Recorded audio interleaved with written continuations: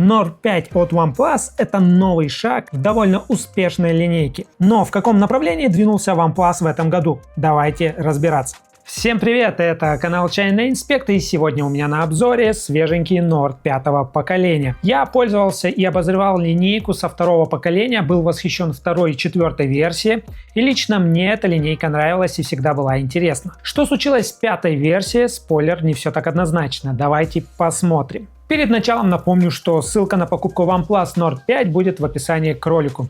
И также за подписку на наш канал и соцсети я буду благодарен. Комплектация нового Nord, как и в прошлой версии, скудная. Ни чехла, ни зарядки. Только смартфон, фирменный кабель и иголка для слота сим-карт. OnePlus Nord 5 это не уникальная по дизайну модель для глобального рынка, какими была вторая и четвертая версия линейки. В Китае модель с точно таким же дизайном выпущена под названием Ace 5 Ultra. Единственное, что для глобалки поменяли это дизайн тыльной крышки и расцветки, а также некоторые внутренности. Если в прошлом году OnePlus рискнули и выпустили невероятно удобный тонкий смартфон с полностью металлическим корпусом и крышкой, то здесь Nord 5 имеет более выдержанный текущими трендами стиль. Габариты устройства следующие: длина 163,5 мм, ширина 7,7, а толщина 8,1 мм, вес 211 грамм. У смартфона плоский форм-фактор со всех сторон. Рамка выполнена из пластика, тыльная крышка стеклянная со специальной обработкой, шероховатой, приятной на ощупь поверхностью и с переливающейся мраморной текстурой. По центру гравировка логотипа, хоть она и гладкая, но на ощупь при движении вязкая. Модули камеры выполнены в монолитном блоке, обрамленным толстой металлической рамкой. Здесь всего два сенсора, основной и ультраширик. Также есть элемент вспышки. На верхнем торце рамки расположен инфракрасник, микрофон и маленький вырез под стереодинамик. Помимо основных стандартных кнопок, на левом торце мой любимый триггер режимов антистресс заменили на обычную функциональную кнопку Plus Key. На эту кнопку можно выбирать только одну функцию действия длинным удержанием. По умолчанию стоит триггер режимов. Также можно выбрать функцию вызова ИИ, открыть камеру, DND режим, диктофон или фонарик. Нижний торец реализован необычно, так как здесь помимо стандартного выреза под микрофон и динамик, есть еще симметричный вырез с другой стороны микрофона. Помимо этого телефон имеет защиту от влаги IP65, то есть не защищен от погружения в воду. В общем, дизайн мне понравился, но нет эффекта вау, как это было с четвертой версии. Здесь внешний вид приятный, но без изюминки. Идем далее, и на очереди экран. Сразу зайду с козырей, здесь стоит физический датчик приближения TSC3720. Работает четко, быстро, без ошибок. Сам экран с диагональю 6,83 дюйма и разрешением 1,5К 2800 на 1272 точки. Экран OLED с пиковой яркостью 1800 нит. Яркости достаточно, чтобы комфортно просматривать экран на солнце в дневное время. Люксметр фиксирует яркость помещения 1100 люкс, что очень много. При использовании фонарика яркость увеличивается до 1600 люкс. По коэффициенту шим здесь проблем нет. На всем диапазоне уровень не превышает 10%, но при минимальной яркости коэффициент в районе 14%. В остальном экран очень шустрый, здесь аж 144 Гц, имеется регуляция шим до 3840 Гц. Экран по глубине 10 бит с поддержкой HDR10+. Конечно, сложно найти приложение, которое поддерживало бы частоту 144 Гц, но с подкруткой настроек в таких играх как Free Fire Max можно достичь 144 Гц. Также в PUBG у меня получалось достигать частоты выше 120 Гц, а на остальных приложениях и играх выставляется не более 120 Гц.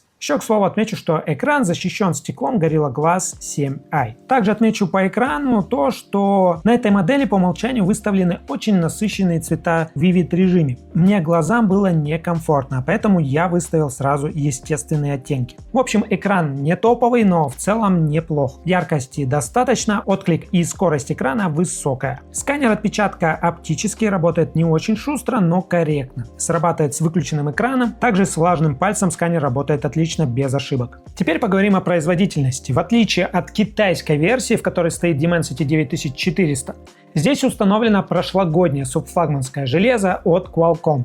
Кстати, в линейке Nord ранее стояли Mediatek, а сейчас Snapdragon 8 Gen 3 с топовой оперативной памятью LPDDR5X и не очень топовой UFS 3.1. За отвод тепла отвечает огромный VC-элемент площадью 7300 мм в квадрате. Теперь, что касается тестов. Я провел два замера Antutu, первый на холодную, второй на разогретом смартфоне. В первой прогонке смартфон выдал результат в 1 438 000 баллов. К концу теста девайс нагрелся слегка до 40 градусов на ядрах. Второй тест я проводил в нагретом состоянии с 44 градусов. Результат получился 1 396 000 баллов. Тротлинг составил всего лишь 3%, что вполне хорошо. В тесте на AI Nord 5 набрал 761 000 баллов. Также я провел 3D Mark тест. Максимальный результат был в районе 12 000 баллов, минимальный почти 10 000.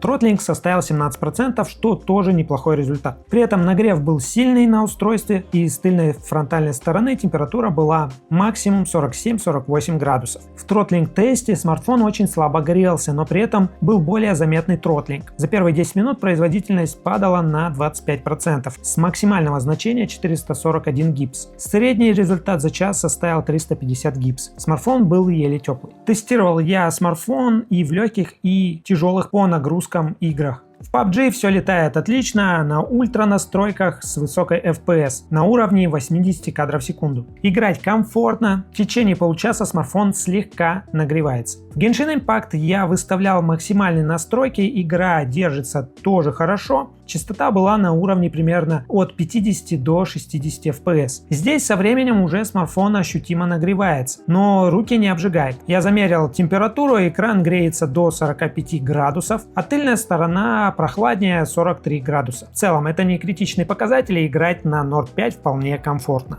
В итоге OnePlus Nord 5 по мощности достаточно хорош, твердый середняк. Производительности достаточно для выполнения любых современных задач. Тяжелые и средние игрушки тянет нагрев терпимый. По автономности OnePlus порадует пользователей Nord 5 емкой батареей. Здесь она на 6800 мАч. Зарядка только по проводу 80 Вт, смартфон полностью заряжается за 57 минут, интервалы вывел на экран. По разрядке Nord 5 хорошо держит заряд, и вот некоторые замеры по расходу. Час просмотра видео в YouTube с включенным VPN затрачивает 5% заряда. Час игры в средней по тяжести игрушки 8% заряда. В синтетике расход в среднем невысокий. И в общем автономность здесь хорошая благодаря емкому аккумулятору. И теперь настала очередь камер. Nord 5 не делает большой акцент на камерах, но есть кое-что интересное, что OnePlus может предложить. Большой апгрейд получила селфи-камера, в нее поставили сенсор на 50 мегапикселей GAN5. Можно записывать видео в 4К 60 FPS, и здесь есть автофокус. Тыльная камера имеет два модуля, основной на 50 мегапикселей Sony LYT700 и 8-мегапиксельный ультраширик. Основной модуль имеет OptStab и возможность съемки в 4К 60 FPS.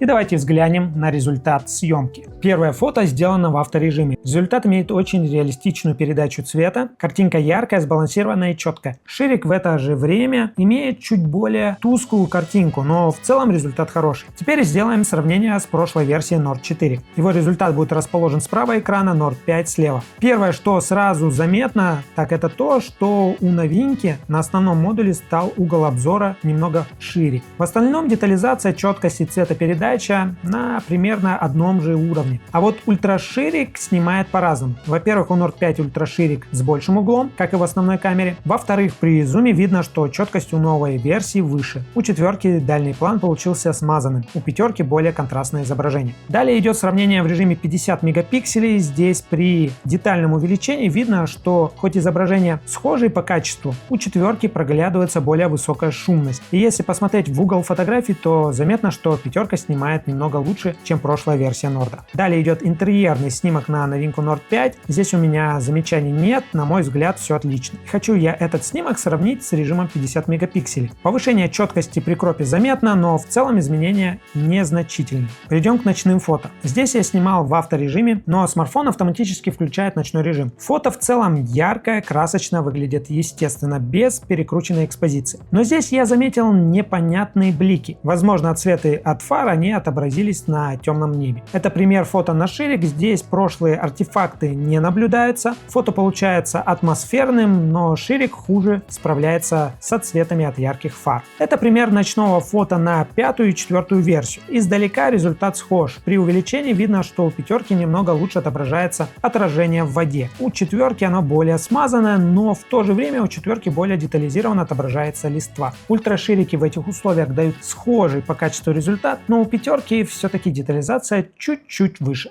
Видео на основной модуль можно снимать 4К 60 FPS, днем видео очень качественное. При статичной съемке видео плавное благодаря оптической стабилизации. При ходьбе OptStab недостаточно хорош, чтобы выровнять движение. Появляется тряска в видео. Это пример сравнения с Nord 4 4К 60 FPS на основной модуль. У Nord 5 картинка светлее, но в целом у Nord 4 мне показалась стабилизация лучше отрабатывает. Ультра ширика на Nord 5 по умолчанию отключена электронная стабилизация. У 4-ки она включена. В остальном у Nord 5 картинка с более правильной экспозицией. У 4-ки видео местами пересвечено. Это пример съемки в ночное время. Здесь у обоих устройств есть проблемы с дребезжанием от ярких источников света при стабилизации. Со статики качество приемлемое. А вот ультраширик ночью на Nord 5 снимает явно лучше, но все же качество в ночное время не очень высокое. В целом могу сделать вывод, что у Nord 5 основная камера слегка улучшилась по фотосъемке и более заметно улучшился ультраширик.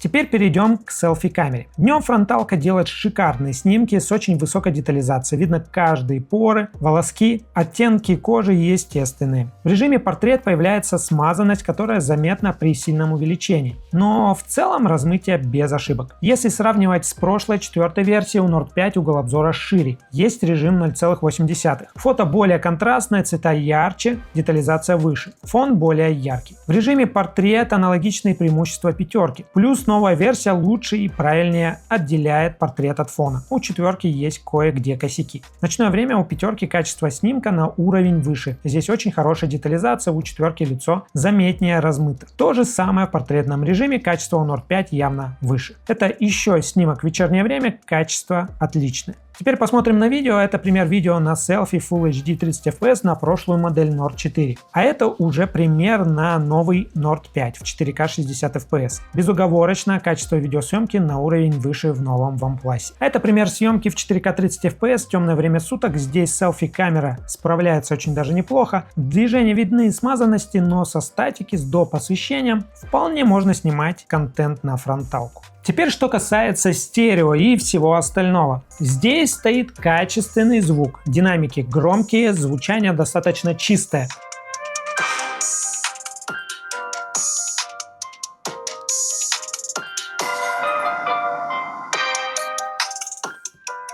Чуточку не хватает басов, а так для игр просмотра YouTube вполне сойдет. Вибро здесь непростой, с широким диапазоном силы отклика. Также имеется NFC, инфракрасник, Bluetooth 5.4. Из недостатков отсутствует eSIM, а также здесь стоит порт USB 2.0. Управляется все последней прошивкой Oxygen OS 15 на 15-м Android. Здесь имеются все современные функции Android, работает плавно, без лагов, широкий спектр кастомизации интерфейса, а также есть интеграция с EE Gemini, работу которого мне проверить не удалось, так как в Китае он не поддерживается. А есть еще специальная кнопка, имеется функция Mindset CE, который делает скрин экрана и транскрипцию с любого языка. Автоматически переводит на английский язык. Эта функция работает на английской прошивке. Если поставить русский язык системы, то она будет не срабатывать. Также имеется похожий ИИ-рекордер звонка, разговора с транскрипцией в текст. В общем, по прошивке новый OnePlus имеет современный набор функций. OnePlus Nord 5 представлен в 3 расцветках. Мраморная, как у нас в обзоре, темно-серая и голубая. По памяти минималка 8+256 и максималка 12+512 гигабайт. Стоимость $329 и $369 соответственно. Приобрести Nord 5 можно будет на Озон с 14 июля. Переходите по ссылке в описании и добавляйте в корзину. В итоге Nord 5 от OnePlus как среднебюджетный смартфон очень хорош. Здесь оптимизированное соотношение параметров без избытка ненужной мощности, с хорошим качественным экраном с поддержкой 144 Гц, а также с флагманской селфи-камерой. И это все в умеренном дизайне, с качественной обработкой тыльной крышки и с очень емким аккумулятором. Цены на Nord 5 вполне демократичные, а как считаете вы, пишите в комментариях. А у нас на сегодня все. Спасибо за внимание, до скорых встреч!